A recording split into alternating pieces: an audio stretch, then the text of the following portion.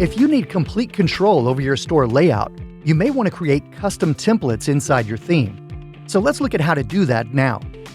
To get started, open BigCommerce for WordPress inside your favorite code editor. If you look inside the templates directory, you'll see another directory named Public. This is where all of the customer-facing templates are kept.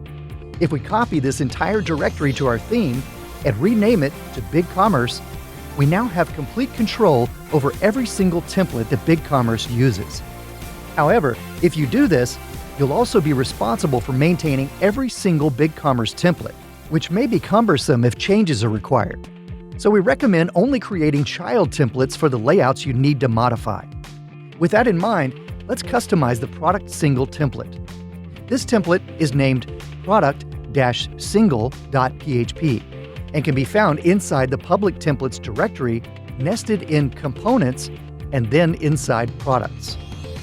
We need to match the directory and file name structure inside the public directory exactly. So inside your theme, begin by creating a new directory named BigCommerce. Inside the BigCommerce directory, create a subdirectory named Components. Then, inside the Components directory, create another named Products. Now, let's copy the template file from BigCommerce into our theme.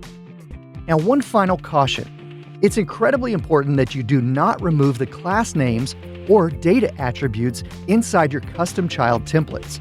These are required for the plugin and therefore your store to function properly. For this example, let's add a simple customer service banner to the top of the single product template. I'm going to paste our custom HTML directly after the first closing PHP tag, and then save the changes. Now I can switch to my browser to review the changes. In this case, I only need to refresh the window because it's already showing a single product page from this development environment. And it looks like this change is ready to ship.